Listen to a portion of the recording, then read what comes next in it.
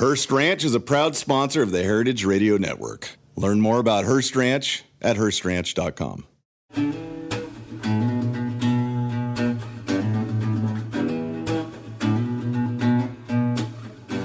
Welcome to Pizza Quest. I'm Peter Reinhardt, a man on a never-ending search for the perfect pizza. This show is the audio version of the Pizza Talk YouTube series, where I engage in interesting conversations with some of the country's greatest pizza makers and other artisans. Thanks for joining me on this quest. Hi, I'm Peter Reinhardt. You're on Pizza Talk, presented by Pizza Quest, and I'm sitting here today with Scott Wiener, our friend and our Pizza Today man on the street. Scott is a regular columnist for years at Pizza Today magazine. And he does the Man on the Street column. We want him to be part of our Man on the Street team. And so, Scott, welcome. Thank you so much for having me, Peter. It's great to see you. And I see you're in Brooklyn and in front of your wonderful backdrop there of the slices of pizza. I'm in my pizza. Yeah, I'm in my pizza studio right now. I love it. Well, speaking of Pizza Street and being the Man on the Street, what is happening on the street? Is anything happening on the street out there? It's actually pretty interesting. Right now, on the street, pizzerias are open, they're delivering and they're doing takeout, and people are buying their pizza. I see it all the time. And it's kind of wild. Pizzerias that never really had to deal with that before are now changing their tune. People are testing new styles to deal with delivery and takeout. As you know, styles? Anything in particular? Well, like all these like super high temperature wood-fired places are starting to do lower temperature wood-fired so they can deliver a stiffer pizza that will last more in the box. I see. Yeah, well, that makes sense. And I know that while you're not on the street today, we're hoping in future episodes to get you out there when we can figure out how to sort of do it remote out there and get some kind of a Wi-Fi connection so that you're out there really in front of some of the places that are doing it. But we're hearing this nationwide that probably of all the sectors of the restaurant business, it seems like the pizza community has responded and pivoted most quickly and has found ways to survive and make it happen. What do you see? Yeah, well, I think pizzerias are already set up for takeout and delivery for the most part. And it's a food that consumers know and trust to be delivered to their homes. It was one of the earliest home food delivery foods. After the Second World War, pizza really took off, and delivery food took off because of pizza, and pizza took off because of delivery food. So it makes a whole lot of sense that right now, time of crisis, pizza makes sense, and it's something we already know. It's rare that you're going to call up your local steakhouse and say, you know what, I want to get 2 T-bones delivered to me. It just doesn't enter your brain. It's a Indian type. So we're starting to get a little think of Wi-Fi tablecloth foods, which is why pizza has survived. Well, I'm just going to mention, so because in Brooklyn right now, everyone's on Zoom, it seems like, so there's a lot of competition for bandwidth. So every once in a while, your voice breaks up or whatever. So those who are watching, just know that we're just going to stay with Scott through all this, and he'll keep bouncing back in. In fact, let's stop for a second, because while many people know you, and anyone who goes to Pizza Expo or read the pizza magazines know who Scott Wiener is, but for many of our viewers who don't know who you are or haven't read the interviews we've done with you on Pizza Quest in the past or your columns, give us a little background on Scott's pizza tours and your whole pizza journey, because you're a man who has dedicated his life ever since you graduated from college to pizza, but you're not a pizza restaurant operator. You're a pizza lover. So tell us about it. Yeah, I always call myself a professional pizza enthusiast. That's my little self-proclaimed title here, because there's no better way to describe it. I started running a tour company in 2008. It's called Scott's Pizza Tours. And with those tours, I take people to significant pizzerias around New York City, take them into the kitchens. We talk to owners, pizza makers, and the idea is to understand why New York is a famous pizza city and to understand how each style developed and how they're all produced. So in doing that, I've also started doing some other pizza-related projects, like writing the column for Pizza Today magazine, working with you, with Pizza Quest, and judging pizza competitions. I know I we've mean, sat side by side at pizza competitions judging pizzas, which is like, it sounds like a great job, but at the end of the day, you kind of feel like, all right, I can only handle so much pizza. remember that time we were in Harlem and we ate 50 margarita pizzas in That's 2 right. days. Yeah, yeah, and yet the So amazing thing is that the next day you're bouncing back and you're back on the pizza trail every single day. You never seem to get tired. no, I remember what you said to me that day was, you know what? Just when you thought you've had too many pizza margaritas, one comes up that does the one thing differently, and Yeah. it resets you. It's amazing. It's like an amazing world, and I always feel sort of excited to be a part of it because it really does get old. It doesn't get old, and you keep reinventing yourself. You've even got your own series, your own TV series. I've seen it on Thrillist. I've seen it on Amazon Prime called Really Dough. Tell us a little bit about that. Yeah, Really Dough is an episode produced by Thrillist. It's a series produced by Thrillist, and in each episode, we visit a different pizzeria and try the weirdest thing that they make.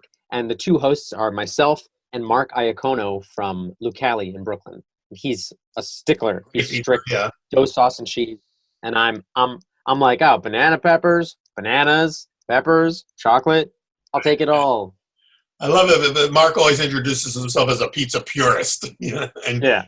and you're like the ecumenical pizza. Any pizza is a good pizza. Yeah, I feel like Great dynamic between the two of you guys.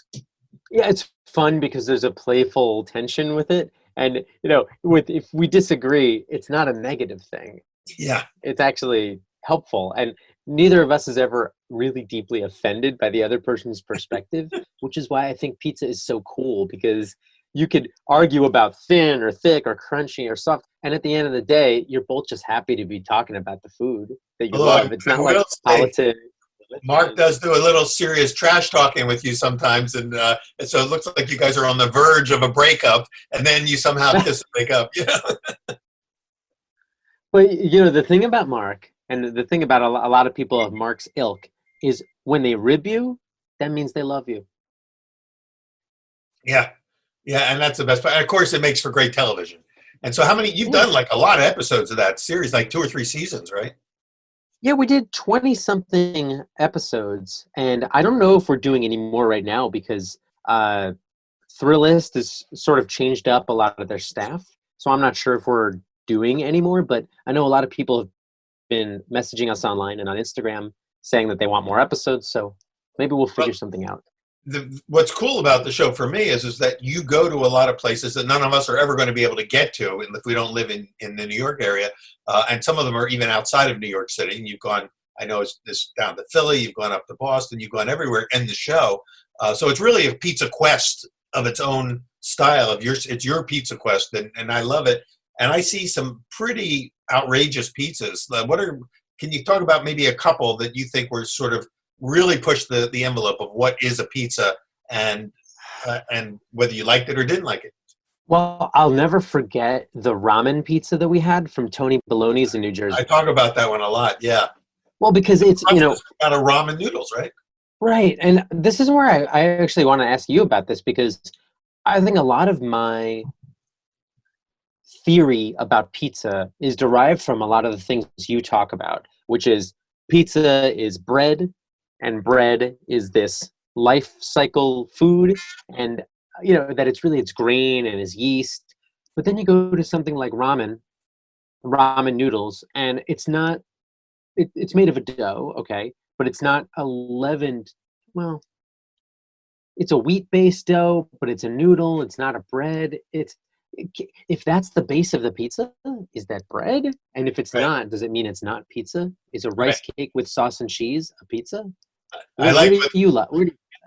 Mark takes a bite of it and goes, "This is really good, but it's not pizza," because it doesn't meet his definition of pizza. So, and I think it really comes down to how you define pizza. Because in the purest sense, you can be as pure as the Neapolitans and say a pizza has to be baked in a wood-fired oven and it has to be at this temperature and it has to be with this flour. Or you can open it up a little bit. And Americans, I think, are great at being able to see sort of a much bigger scope, and maybe we believe in pushing the envelope. And I think that's what you represent, that side of the argument, is that let's see how much we can extend this definition to being more inclusive, because no matter which form it takes, and that ramen pizza is a good example. It tastes really, really good, and it's a crust with something on it. Yeah, well, I guess what's your definition of pizza? Well, my starting point always is pizza is dough with something on it, and I say that and so I have a very broad definition of pizza. I think that dough, and usually it's bread dough, but it doesn't have to be wheat. It doesn't have to be leavened. It can be unleavened. It can be matzah for that matter. If it's dough with something on it, it sort of fits in the broad category of pizza. The word pizza itself, I think we tend to associate with Italian or Mediterranean styles of pizza, but pizza exists to me in every culture, but maybe under different names. Like I think a quesadilla is a type of pizza. I think a grilled cheese sandwich is kind of a type of pizza. Instead of dough with something on it, it's dough with something in it. But it delivers that same level of enjoyment that a pizza does with when you get that crust with that crackly, toasty side with the melted cheese inside. I mean, how different is that from a pizza? And how different is the joy that it gives you? Is the crackliness and crunchiness an important part for the definition? For certain kinds of pizza. Not all pizzas are crackly and crunchy, right? There's so many that are soft. I mean, that's why I think pizza is so fathomless, is that it can exist in a lot of different forms. And you've really seen more pizzerias than I have. You've traveled to many more locations. What I did was I sort of narrowed my search to places that I heard about that were doing something really extraordinary and breaking from the pack, because I knew that my body couldn't handle going to as many pizzerias as you. You're a fast burner. I'm a slow burner. To burn it off and you're ready and you never gain weight. Me, I had to work for months after each pizza trek to take off that weight. Oh, so yeah, anyway, I have less places that I've gone to, and you've seen much more variety. What do you think is pizza? To me, and this is where I'm fascinated by your definition, because I think I agree with it, where dough with something on it, but that is as opposed to bread with something on it, which I'm actually curious to ask you about, because to me, the fact that it's raw dough topped and then baked, that's to me what historically constitutes a pizza. But would you call something that is a baked product, like you mentioned matzah, something baked then topped, is that a pizza? Well, there are pizzas that are like that. Certainly most frozen pizzas, many frozen pizzas are par-baked or pre-baked and then rebaked in the oven.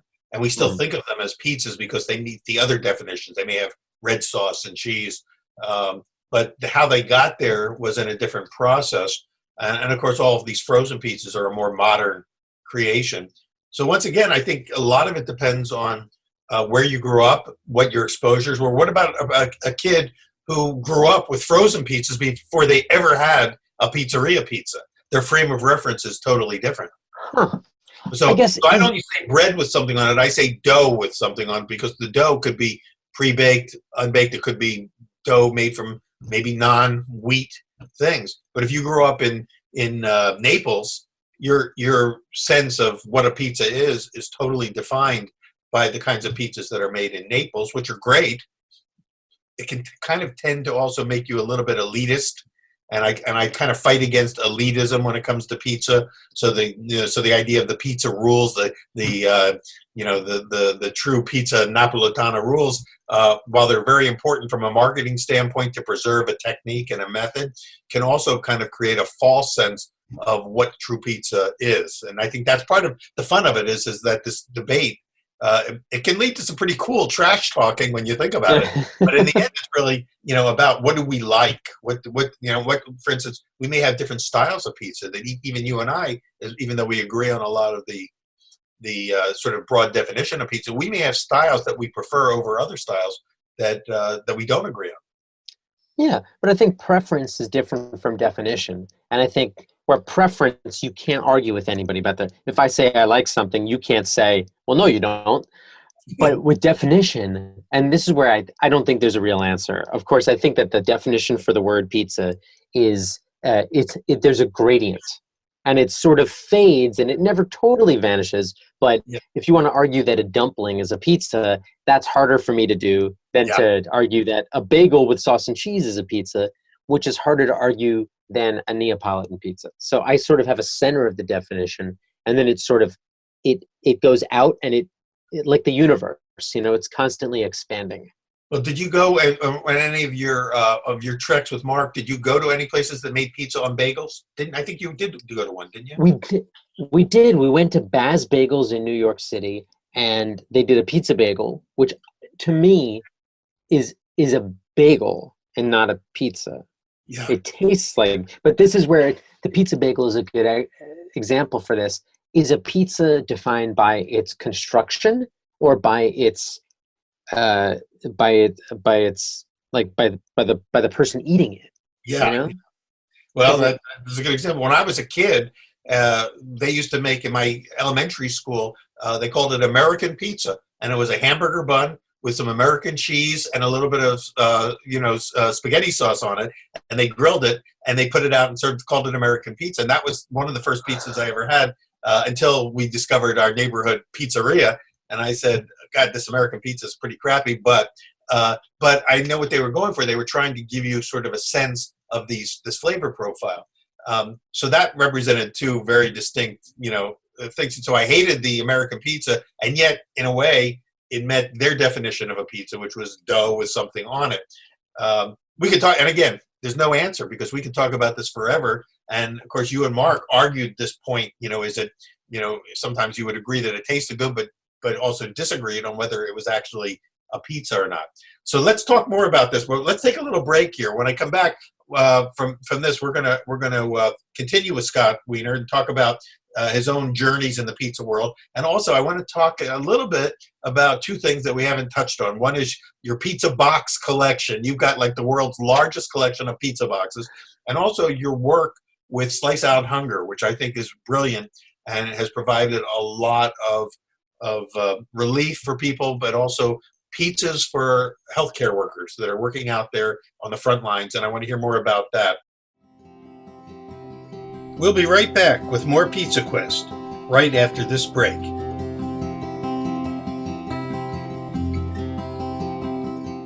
Hearst Ranch is a proud sponsor of the Heritage Radio Network. The Hearst family has been raising cattle on the rich, sustainable native grasslands of California's Central Coast for over 150 years.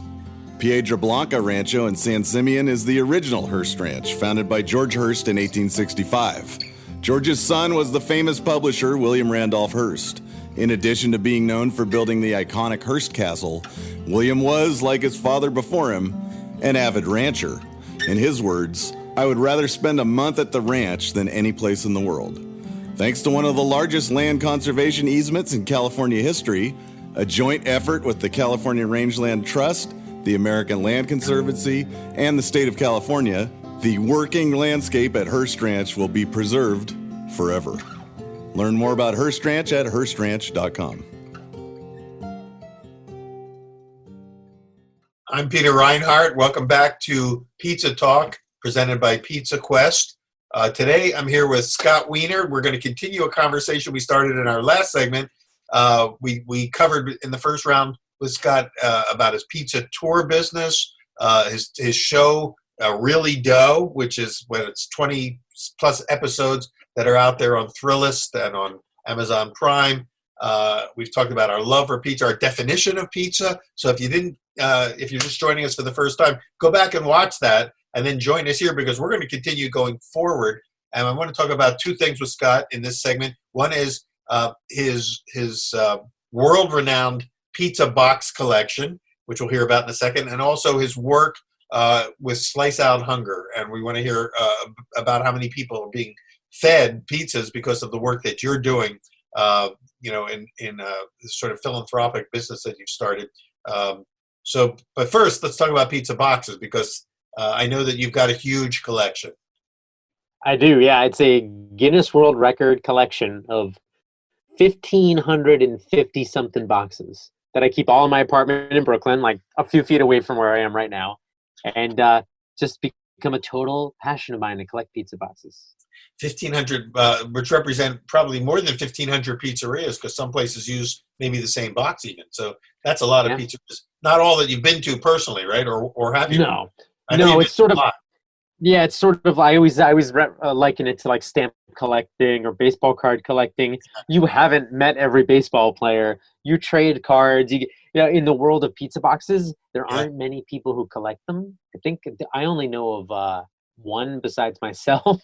Really? And yeah, and I mean, last I talked to him, he had 400 boxes, and they were all frozen pizza boxes. So they're not like what I have, which are takeaway boxes. He's a So niche guy. He's got his own little niche. But you've got the Guinness World's Record, right? yeah, I do. I'm very proud of that. That is amazing. I had a huge bottle cap collection when I was a kid, probably over 1,500 different bottle caps. But of course, I didn't go all over the place to get them. I had a few places where they sold lots of different kinds of soft drinks, and I would go and collect their bottle caps. But I could get them all in one shopping bag. You've got so many. Where do you keep yours?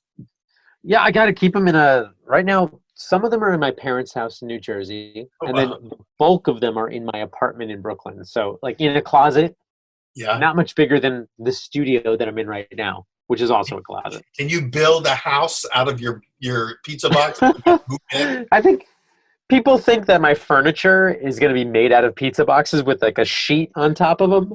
Yeah. No, they're not. They're not strong enough. I wouldn't want to abuse them by sitting. Yeah, it's actually pretty cool that you have, and you've got a couple to show us, right? So give us an example of some favorite boxes. Yeah, I've got a lot of favorite ones. Like, here, I'll show you a couple of really beautiful artwork boxes. This is one from Italy, where I think they're just obsessed with American film stars. Take a look at this. Oh my gosh, I see Tom Cruise. Oh, Brad Pitt on the right. Now who's that guy in the middle? George Clooney. Oh well, they didn't quite nail George. I don't think they got. No, Cruise. they have him like a little too long on the face, but Yeah. I just love boxes like this because this is a printed box. Like this is a mass-produced box. This is not like somebody's painting, and it's printed. You can see real close. It's printed. So Amazing. I just love that they go through. American boxes are 2 colors, maybe 3 at most. Boring compared to this. So, They're turning it into its own little pop art form. well, it's more, even more than that. Like it's become a pop art form in other countries. Italy, I feel like it's more referential. It's like they want to put Italian actors on there, American actors. There's an Obama box that I've always been trying to get. But then in Sweden, there are pizzerias that do like very weird out there branded but not overtly marketing. Check this out. This is a box from a place in Stockholm. Oh my god, that It doesn't even say the name of the pizzeria on it. it's like my nightmare last night, my COVID nightmare. Yeah, it does kind of look like a COVID situation. Wow, he even has the points on it. So Yeah. it's Wow. from a place called Omnipolis Hat. And if you know that, then you look at this and it says OH, Omnipolis Hat. Yeah. And it's got all these little hats. But beyond that, it doesn't like in America we would say Peter's Pizza. Yeah. But no, in Sweden, it's all about the artwork. So really the pizza boxes are its own art form. It could exist without the pizzas even. It's got its own thing. Don't you have a Simpsons box? Yeah. Oh, yeah. This is one of my absolute favorites. It was in the book that I wrote all about pizza boxes called Viva la Pizza. And one of my favorite boxes, I got it in the Netherlands in 2012, but it's from Italy. Turn it around and you can see its origin, all the details. But Yeah. very cool box. And what I And love it's- about these boxes is that it's not really Bart and Homer. It's like Yeah. Homer with hair and Bart with a beard. It's because this particular artist, Ganto, Yeah. he does all these images that are basically trademark infringement, but that's his specialty. I love it. He's a knockoff artist. Yeah, and I'm a fan of his. So And he Or hers, can I get don't away know. with it in Italy. They can't sue him because he's over there and he's not actually saying, he's not claiming that it's Bart and Homer. yeah, But everybody knows who it is. Yeah, if it said The Simpsons, then there would probably be a problem, but it does not. Is he the same guy who did the Clooney Tom Cruise one? He is not, actually. I'm glad you asked that. This is an artist by the name of Luca Ciancio. Is another good thing about in Italy, there's so much more pride about the art that the artist will sign the box image. That's pretty cool. So Andy Luca Warhol would have Ciancio. been so proud of these guys. Yeah. Love it. Really Well, beautiful. well, now, what about some other styles? Are there some more techno styles? Yeah, so I've got some really interesting technology that's been happening. So of course, everybody's trying to deliver a pizza box that will make the pizza taste better. Yeah, I don't want to say better.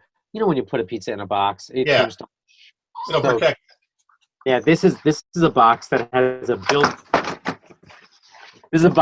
built-in platform so that your pizza sits on top of this rack. And So it's just like in the restaurant, if you have a cooling station, this allows the pizza to breathe. it breathes and it doesn't get as soggy. And Yeah, are it's you just that are you seeing this box out there? Are places actually using this stuff? Because I know I think I saw something like this at the last Pizza Expo where somebody was trying to sell pizzerias on buying it. Are you seeing people using it? not so much, because every time there's a box that has an added cost, Yeah. that becomes problematic. So since that has more paper, Yeah. no pizzeria wants to spend another 3 cents a box, because multiply that by 10,000 boxes, and then suddenly you're losing real money. Unless it's going to give them some kind of a marketing edge over their competitors. It's funny that you use the phrase "marketing edge," because I want to show you this box All right. that doesn't have really added cost to it. It uses exactly what the box already is, but there's added value. So this is called the spatula box. So the box has a built-in spatula that you can punch it out and remove it, Oh, and that becomes a spatula for your pizza. So here it is. pretty cool, I have to say. Look at this. It bends up like this, and it stays firm, so you can actually hold something like your phone on it, like a slice of pizza. Yeah. And it's got this edge, and in these contact-free days that we're living in, the ability to be able to do this and not touch the slice, it's pretty good. That is an innovation award-winning idea right there. Yeah, we'll see. We'll see if it takes off. It's brand new. This is a prototype I just got, and it doesn't add any more paper. It just cuts out a piece of the box. That's it. So there as it the is. reigning world collector of pizza boxes, are companies now sending you things like this before they even hit the market to add to your collection and also to get your feedback? Yeah, a lot of people call me and ask me my opinion about boxes, or they'll send me the prototypes, and I'm all about it. I mean, I offer consulting services for all things like this, because this is the thing that I pay a lot of attention to. So Well, it makes sense. I mean, you write a regular column in Pizza Today magazine, and you're really well known at the Pizza Expos. Many of our viewers see you at the Expo and know you, but also many have never been to Expo and don't know you. But you're there. You're everywhere. You're emceeing some of the competition. Sometimes you're a judge. You're all over the pizza world, and yet you're not a pizza operator. You are a pizza tour person. You got Scott's Pizza Tours. How many people over the last 12 years would you say you have taken on tours to top pizzerias in the New York area? we've had over 70,000 people on tours since I started doing this in 2008. So it's been quite a few people, and it's amazing because it's professionals, people in the industry who are marketing people and branding experts and research and development, and mom and pop pizzeria owners for 65 years. It's everybody. It's tourists, it's local. It's like not a tour. It's more of a whole experience and a way of introducing people to what's going on in pizza in New York and just globally. And do you personally lead the tour, or do you have other guys or people working for you who are like tour leaders, what would you call it? Yeah, we have a whole team. We have a whole team, but I don't really like to call them tour guides, because they're not really like point at a building kind of people. They're pizza nerds. They're it's like docents. Yeah, no, they really are, in a way, because it's like if you were living in New York and you were retired, and I would hire you in a heartbeat, because you would go be able to give people deep information about what it is that they're seeing and experiencing. And I think that that's so great. Like, we've had history professors and stand-up comics and this whole range of people who are just like, they're not pizzeria operators and they never have been, but Yeah. they understand the pizza world. And that's part of my job, is to train them so that we can then express that to our guests. So you've got now like you've created, in a sense, a whole new genre of business, of people who can lead these kinds of tours, the same way that say a nature preserve has docents that can lead tours, or museums have museum docents. Yeah, exactly. They're very much like an interactive, like a docent who is, but we, instead of just showing you something that's already there, we're really reactive to the group. So if you're in the group and you say, oh, well, if I like thin crackery crust, what am I looking for? And then my people will hopefully be able to tell you about type of flour, baking surface, hydration, oil content, fermentation methods. Like, I really want them to know as much as humanly possible. And that's, well, and it's wonderful that there's plenty of people that have the same kind of passion that you do for pizza. Not all of us have the passion to be in the business, the restaurant business. And certainly right now, this is a challenging time for those who are in the restaurant business. Although I know that pizzeria operators are pivoting in a way that maybe has put them in front of the whole restaurant industry for being able to turn this around. But how's this affecting your tour business, since most of the pizzerias are not open for sit-down business? Well, the tour business has been completely on pause since March 15th, I think, or March 16th. So we haven't done a thing because we can't physically be out in these public places, and Right. we can't ask people to gather. We can't do that. So we're on absolute pause for our physical services. But now we have all these online services that we're highlighting, which are twice a week we do online classes, which are lecture style classes. So we do one that's about pizza history on Oh. Wednesday night at 8 p.m. And then every Thursday night at 8 p.m., we do one that's called New York City in 8 Slices, where we feature 8 different pizzerias and we explain their significance in pizza's development in New York. But then we also have 2 classes on the weekends that are about pizza making. So Saturday we have dough making class, and then Sunday at 1 o'clock in the afternoon, New York time, we have pizza making class. So you can do classes on a Saturday and Sunday and make dough, bake it the next day with us, and it's great. All from my Want to kitchen. subscribe to some of these, the tours or the classes? How do they do that? Yeah, they just go to scottspizzatours.com, and we have options right there on the website. That's awesome. Well, given the fact that we're in this unique period, I call it the age of COVID or whatever you want to call it, you're doing something really interesting with your Slice Out Hunger nonprofit work. And can you talk a little bit about what you're doing with that? Yeah, absolutely. So Slice Out Hunger is the nonprofit that I started back in 2015 is when we became incorporated. And our work has always been about supporting hunger relief organizations through pizza-related events and pizza-related campaigns. And once this situation hit us with the pandemic, we teamed up with Slice, the pizza app, and we've been sending pizza to hospitals, healthcare workers, first responders, shelters, all across the country since March 21st. And in doing that, we're buying pizza from independent restaurants and sending it to people who need it. And all that gets funded through donations. So we've raised almost $500,000 in donations, and we're just every day spending $10,000 or $15,000 to send pizza. It's pretty crazy. I love the fact that the money is going back to the operators, so that they're not being asked to just give away their pizzas, which a lot of them do anyway. They donate pizzas left and right, but they're getting paid for this, which helps keep them in business as well. Exactly. Peter, we know that people are donating pizza. We don't want them to give anything out for free because restaurants are hurting so badly. So our solution is, let's get people who want to help and buy the food.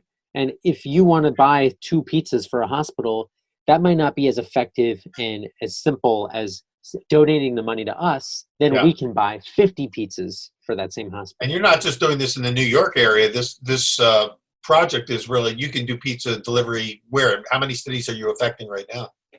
We have, to date, we've delivered 18,500 pizzas to 850 care centers around the country. We've delivered to 40 states. We're everywhere. We've delivered to Hawaii. We've delivered to Alaska. We've delivered to Idaho, everywhere. So when somebody contacts you and says, "I live in this particular region, and I want this money to be designated to help the healthcare workers in my area," can they do that? We can do it to an extent. We don't like to tie too much of the donation to a specific ask. But if somebody donates a lot of money, then we know, okay, great, we can designate that to Seattle. But if you donate $30, we will send pizza to wherever you want, but we have to do it on our own pace, and we're probably going to lump a lot of donations.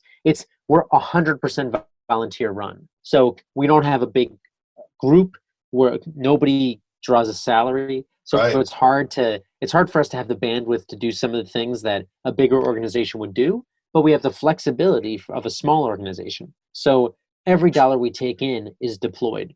We don't take any money out of it. Right. It's 100%. Money that comes in goes out.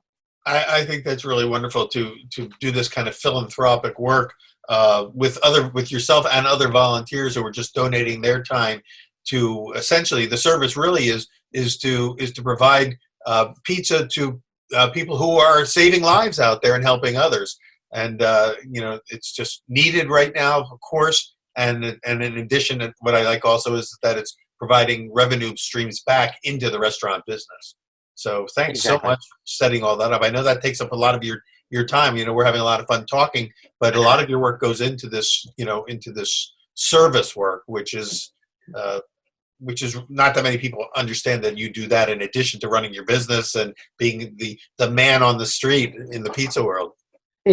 There's so much going on all the time, but especially at a time like this, we have to remember the bigger picture, and that's most of my time is spent on working on that project, which means it's easy to forget about the actual tour business. But look, as long as we keep things active and keep pushing, we're there for you. If there's something you need in the pizza world, education-wise, I've got that covered. And if people want to volunteer, they can. We're ready for them as well. And they can reach you if they in any of those capacities by reaching you through your website at scottspizzatours.com. Is that the best way? Yeah, scottspizzatours.com is the way to get me for tours. But if you want to participate in or donate to Slice Out Hunger for the Pizza versus Pandemic campaign, you just go to sliceouthunger.org. So that's great for all of you who are watching. That's a great way to support the work that Scott's doing with lots of other people. How many volunteers do you think are part of your work there? Our whole team is 35 people. That's amazing. That's fantastic. And thank you to everybody on that team for putting in your time and effort for that. They're the best. We've been talking with Scott Wiener, the founder of Scott's Pizza Tours, also Pizza Today magazine's man on the street. We hope you will now be our man on the street. We'd like to have you back, as often as you can do it. And we'll be, rotating segments with interviews with a lot of other pizza luminaries, artisans of all sorts. We have our dough experts, what we call the pizza yodis, who will be talking about how to improve dough. We're going to be talking about everything we can related to the never-ending search for the perfect pizza, and you're a big part of that. They are docents. They're docents. They're docents. Hey, you know what? I hadn't heard that one before. I like it. Well, you just said it a few minutes ago and it didn't even click, but they're docents. The yodis are right now. I love it. We're going to add that in. If you don't mind me stealing that idea from you, we're going to add it in. I'm sure I didn't invent that.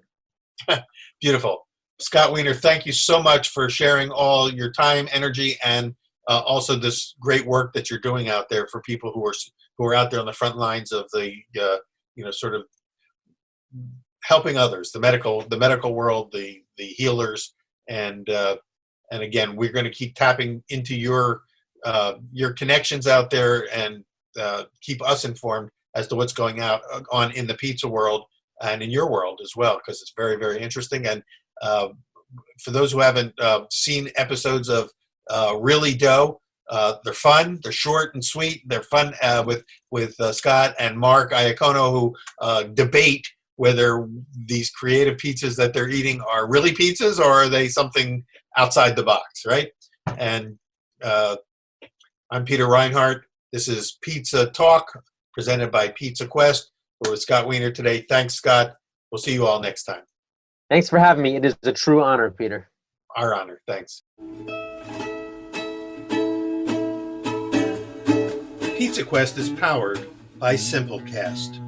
Thanks for listening to Heritage Radio Network, food radio supported by you.